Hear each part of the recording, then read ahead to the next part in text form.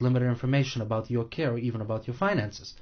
Imagine the stress of having to make financial decisions on the fly, which accounts to liquidate, for instance. Would your spouse or children know your wishes on this? Do you think they will necessarily do what you would do? So what you're saying is, in the normal situation where you have kids and you have a spouse and someone gets sick, the spouse takes care of the sick spouse, and then when they get older or they get chronically ill from taking care of their spouse, it then falls on the kids. So you end up with two patients. That's what you're saying. That's pretty much. What about providing the care itself? As I said earlier, long-term care doesn't bring families together. Long-term care tears families apart. Perhaps one person will try to do everything on their own, while others will try to help, or will struggle with feelings of guilt.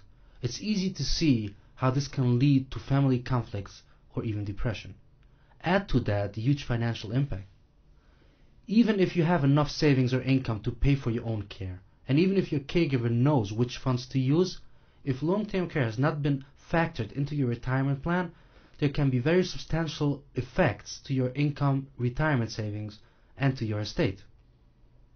If you have plans for your savings or income, a long-term care event could derail those plans. The impact of providing care goes beyond making adjustments at work. Providing care also can affect the caregiver's family and leisure activities. Many caregivers say that they have less time for families and friends than before taking on caregivers' responsibilities. Many caregivers also say that they have given up vacations, hobbies, or other social activities as a result of caregiving. For the parents receiving care, there is also a conflict. They want children to enjoy their lives and not be burdened with their care, and they also feel guilty that the quality time which their offspring may have little of is being spent on their care. My question is, won't the government pay for the long-term care? Many people believe that some federal program will pay for long-term care, and it's a popular myth. Medicare is a healthcare program similar to regular health insurance that doesn't pay for custodial care. Medicaid, however, will pay for custodial care, but almost exclusively only in the one facility that you don't want to go to and aren't likely to go to. That's a skilled nursing home.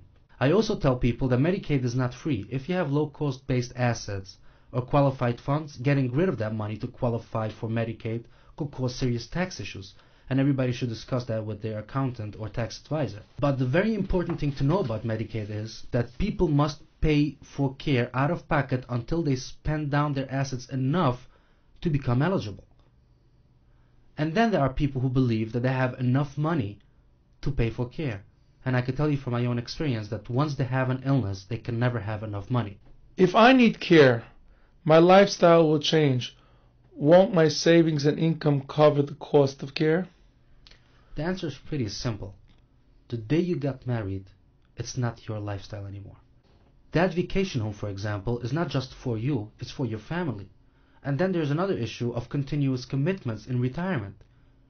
You may have a child with special needs, or pay tuition for grandchildren, or plan on giving a nice wedding gift to each grandchild. Do you really want this money to go to pay for your care instead? Your lifestyle and financial commitments will be met from an income stream.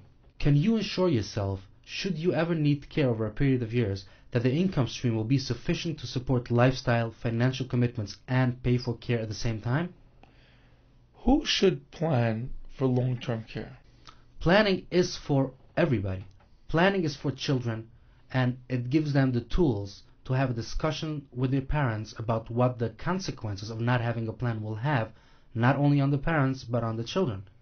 This is also for their parents. It gives them the tools to put together a plan for long-term care and take a look of what's going to finance it over a period of years.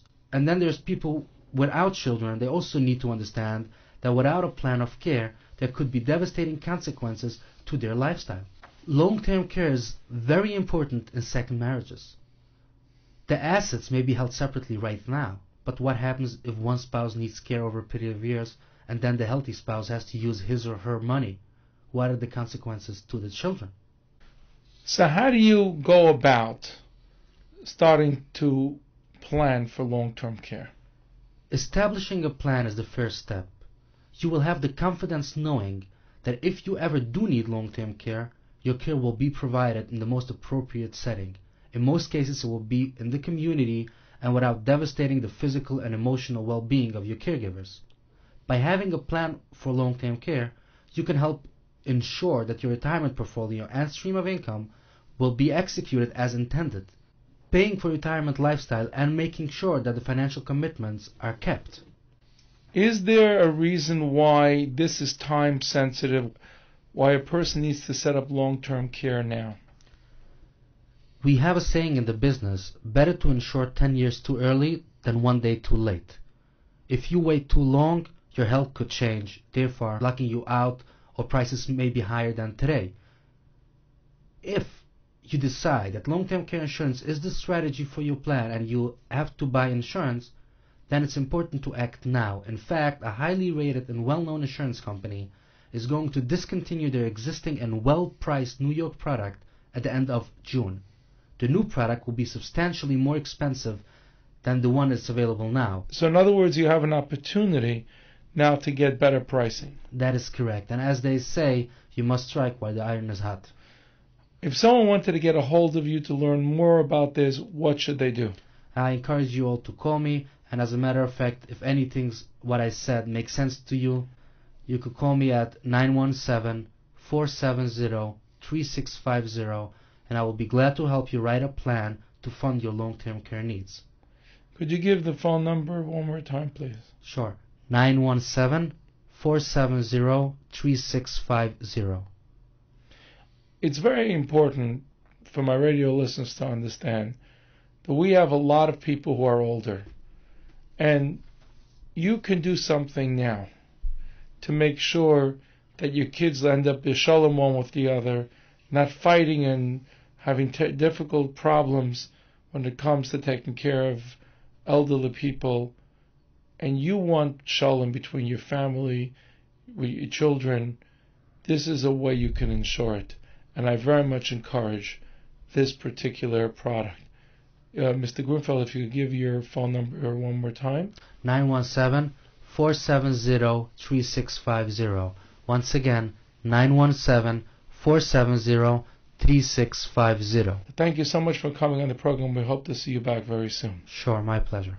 Thank you. We will now break for commercial message. When we come back, our weekly segment on Jewish education. Stay tuned.